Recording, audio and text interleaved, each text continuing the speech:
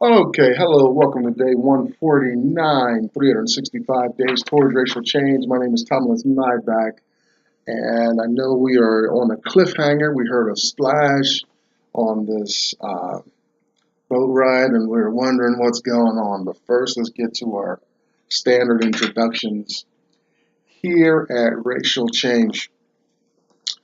So we're wondering about black issues, blackness in America. I'm currently being vetted to explain, oh, some possible angst that black men may have in America. We're going to use history and all that to speak to a crowd. If I get selected, I don't know. A friend of mine just suggested it based on the work we are doing here, and I kind of hope I get involved with it.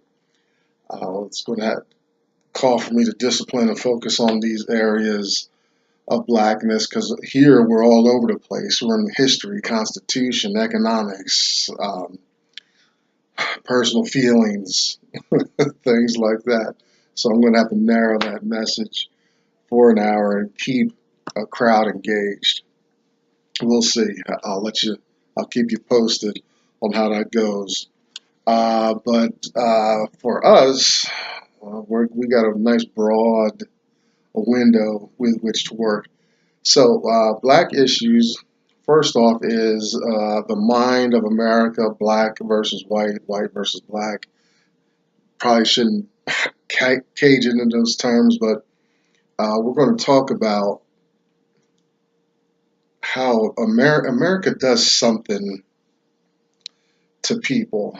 It takes away innocence. It robs people by a whole lot of means. And you think in a space where the world thinks we have so much, yet I think we produce some levels of antagonism between one another, and we're going to maybe we'll explore that. But for the black mind, as far as mind of Americans, I'm concerned whether the black mind is learning, is the black mind open, is the black mind still a slave mind? Uh, does the black mind still serve very powerful interest? In a way, I think in America we are compelled, yet is the black mind at least aware that it's being compelled? Or is it asleep in America? Does the black mind think that it's participating, that it's free, um, and all those things, all those up and above? And conversely, flip side of the same coin, the white mind of privilege, entitlement, expectation of favor. You know, does the white mind think that it, it proclaimed liberty at some point in the past, and it lives in that way? Does the white mind believe it is being fair in America on specific levels that we talk about here? They're very interesting questions. I just brainstorming right there. Now, my second thought is for financial literacy specifically. We can talk about all kinds of literacy, um, other languages, and political things like that. But financial literacy, most important because we just can't maneuver the way we want without money. We need hard dollars, or we need a way to express power. So, for the black mind, does the black mind know and understand how money works in America? Does it understand borrowing from the future, how the country's finances work? We probably won't go into it in depth in this forum here, but I want you to check out a book called Creature from Jekyll Island.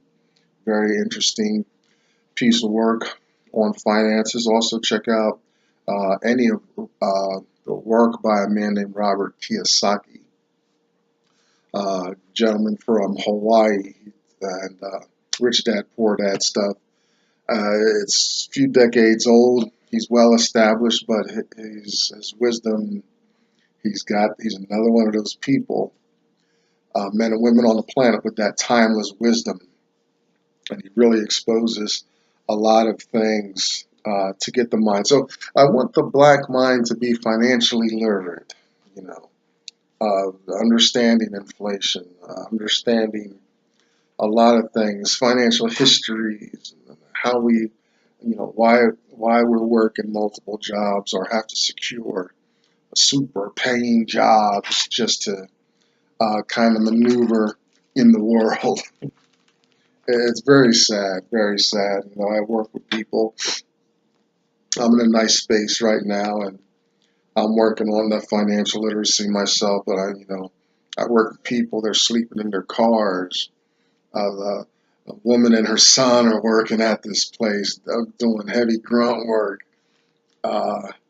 It's like, wow, man. You know, to me, that's not patriotic. You know, um, do we understand the definition of capitalism versus socialism in regards to economics? You know, if we do some heavy research, we might be surprised at which is which. You know, when certain things are mentioned or moved toward financially, um, as far as the masses, it's interesting the powers that get agitated when there's suggestions of sharing, easing burdens, and stuff like that. It's interesting the blowback we get from that. Um, Financial literacy, very important. Racial literacy, you know, understand we're still in Uncle Tom's cabin, going through this, just easing ourselves through this chapter, uh, and understanding how America was at one point in relations between black and white, how slaves and stuff like that, but it put the slave in it was a time before blackness was weaponized. That's a very political term nowadays, 2019. Before blackness was weaponized to mean aggression and a rapistic nature. You know, it wasn't always that way. Something happened in history to turn it like that. So understanding some racial literacy as we go through this. I'm inspired by a man named Dr. Claude Anderson. I've read 3 of his works. I've watched a bunch of his videos. Awesome message. He helped me put a face on my angst, on my trepidation, on my difficulty in America as an American. These barriers, they're no longer invisible. I understand them. I can articulate them to a degree, but before I got into his work, I had no idea the complexity of racism, history of racism, prevailing racism, a lot of dimensions and issues with racism in America, and his work really took a lot of burdens off me, and so now I understand what I'm seeing, what I'm feeling when I'm out in the world, you know, and that's the source of some of these stereotypes and things that really bombard me when I'm out in public. I read 3 of his works. First work I read was A Black History Reader, 101 Questions You Never Thought to Ask. Listen, I'm going to tell you a bit how, where to go to get some of these materials. If you only get one book of his, if you're interested in this topic, explained very objectively, get this book. Read this book first. You'll be well underway. If it doesn't move you, no matter what color you are, if it doesn't move you at all, I'm going to check your pulse. You give me a call. I'm going to check your pulse. Second book I read, Black Labor, White Wealth, Search for Power and Economic Justice, and Dr. Anderson's National Plan to Empower Black America, Powernomics. You can find Dr. Anderson at powernomics.com and the Heritage Institute in Washington, D.C., and he's got plenty of videos on YouTube. Easy guy to find. He's was involved getting presidents elected, governors elected. He's a man of the world, and he knows what he's talking about. I trust his message.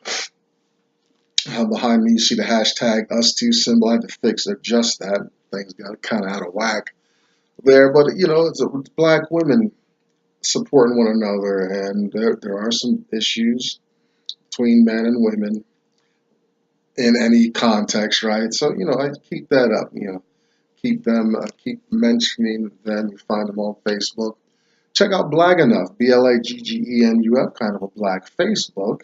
You know, this is the World Wide Web. You can find your flavor, your message out there. If you're not hearing what you think, you know, start unloading your burden and make a video series like I did. Create your own group. And having said that, I have a very private email, very small group of followers. That's all I want, because this is a personal log. It's about my commitment to a project, and I'm releasing some burdens that I feel myself going through in America. And finally, and we are part 3 today, final part of chapter 14, Evangeline. Check out Uncle Tom's Cabin. Get this book too. This is a very good book. This is a fictional reflection of what we are going through this year. Harriet Beecher Stowe's work compiled in the mid-1800s. Very important. So, let's get into it. Splash was where we left off. And what happened? Well, what happened was the boat stopped to take on, unload, offload, passengers, slaves. You know, the boat stopped. It was a regular stops. And Eva went up on the deck with her father, St. Clair. And the boat jostled, the wind or some strange wave rocked the boat, and Eva went over the side. She was on the upper deck, or two decks, you know, and so she's off the side, splash. Now, fortunately for her, Uncle Tom, he's practically sitting right underneath where she goes down. He sees her go into the water, so there's a second splash. And that's it. I'll see you tomorrow. No, just kidding. Second splash, Tom in the water. And Tom obviously saves her, gets her up there. People are plenty of hands to help her on there. And she is safe. In the notes, you're going to find some notes, links to some Shirley Temple clips with a guy named Bojangles Thompson, I believe his name is. Black man, actually is a black man that wore blackface. Black people did wear blackface through this artistic expression. And this is a part where I mentioned it occasionally about Harriet Beecher Stowe's book informing art here in America, and this is a very firm, how could you say, her book really outlines something we've seen in the big screen back in the day, where you have the little white girl hanging out with a black man, and they're tap dancing and all that. Shirley Temple is the Eva character, and Bojangles is kind of the Uncle Tom character. I'm glad we finally got to this, so you know what I'm talking about when I say that Harriet Beecher Stowe's book really informs more literature, stereotypes, movies, cinema here in America. So we get that going on. Also, there's an aspect. I didn't check my dates here, but there's an aspect of meritorious manumission. Um, if you remember, that's where if the whites kind of invoked this rule, if a slave saved a white person's life, I think it was improve production or something like that, and most important, inform on other slaves, especially those trying to escape.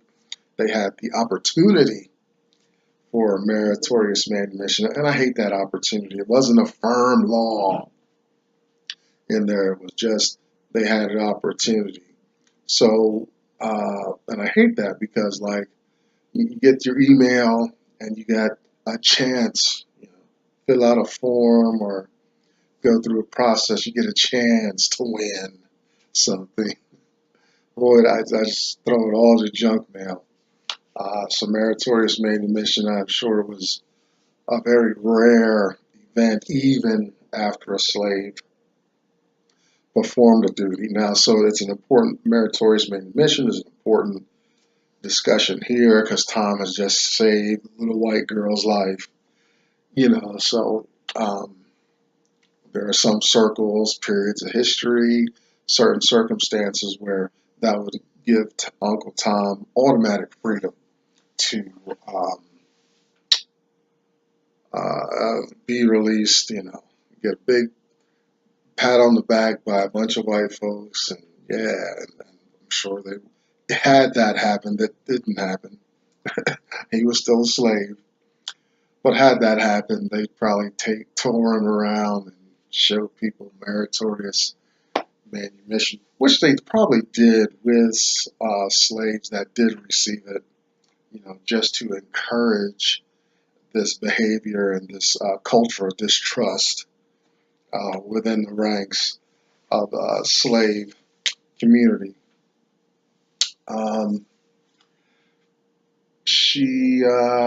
Eva's safe. She's unconscious, but she's the ordeal has taken something out of her. We find her, she's already overly empathetic to hard workers, the slaves in chains. She's that mature child that was processing quickly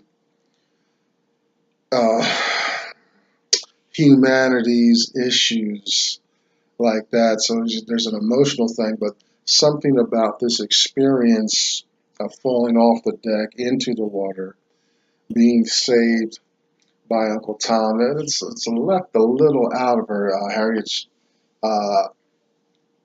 Stowe says Evangeline, she's a little paler than before. She's already white, and something about the experience, the ordeal, has taken a little something. You go through something emotionally or physically demanding, it's going to jam you up. I remember I almost died from pneumonia in my early mid-20s, and it took me a while to recover.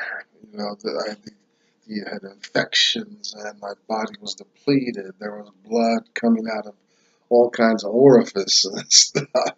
And I was in bad shape, hospitalized.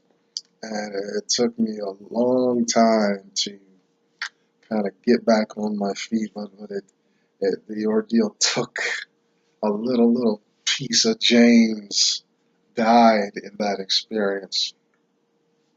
So that's what happened to Eva as well. So, but the deal for Tom to be bought is still going on. Haley, the handler, and St. Clair, potential owner, are haggling, and they're going back and forth. And Haley's, he's bidding high. St. Clair's going low. Haley's talking about Tom's piety and all these things, and Tom's talents, Tom's age, and his prime. He's just saved this guy's daughter and all that.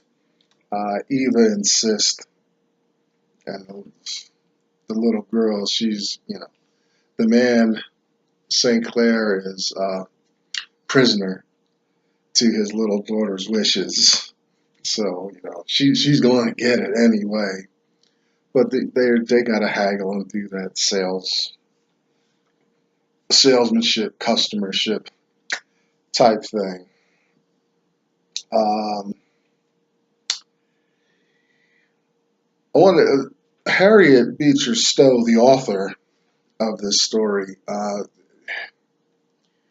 it's an abolitionist message. These were a series of actually articles. Each chapter was an ongoing story, articles in an abolitionist paper and whatnot. So she's got an abolitionist message, but she doesn't get around white supremacist position. It's not explicit. Like she's juggling some complicated issues here. Because on the one hand, she says she agrees that blacks should be free, participate, and all that, but she doesn't move away. I think it's implied in the text. She doesn't move far away from whites being more deserving. They're in power and things like that. You don't find her as of yet. We don't see any poor white folks in here. You know what I mean? Not yet. We'll see. Maybe in the future. We still got a little bit of text to go here. Maybe we'll see some of the white folks who were challenged. I mean, there were poor white folks. They were treated better than slaves, but because they were white and all that. But we haven't seen that in her text yet. There's not a whole lot of language about that. Now, she might argue she's got an abolitionist message. She's trying to focus, but we find her not. It's a separate but equal type message. That's something we find some of that language in the development, the documents of the nation. Separate but equal type flavor, attitude towards the issues between white and black. And so she doesn't get that far away from that. Tom's thankful. He's drafted as a chauffeur. He knows how to drive horses and things like that. St. Clair, the father's condition is that Tom only get drunk once a week. So, alcohol is an issue, and alcoholism probably is an issue with the slaves and the plantations and things like that. And so when they were drinking and encouraged to drink, and that's the sad thing. Black people don't understand the power of drugs and alcohol. How it was got a lot of potential either way. So even in slavery days, alcohol, drinking, it wasn't called alcoholism. I'm sure it was definitely there. present in America, just wasn't called such. So St. Clair says, only get drunk once a week and all that. But Tom's a teetotaler, among all the things we've talked about with this man of integrity, piety, courage, humility. I mean, this guy is too perfect, right? On top of all that, he's a teetotaler. Interesting. So, good guy. So, he abstains from all that. St. Clair is skeptical. Eva is excited that she's kind of captured, got a hold of this black man. They just hit it off real early. I'm not going to go into any big stories again about my past. We'll chip away at some of my experiences, but I've had in my experience in communities, I've made connections with little white girls and things like that, and it's not been. There's no risk or no danger. I'm not thinking anything stupid or outside the box.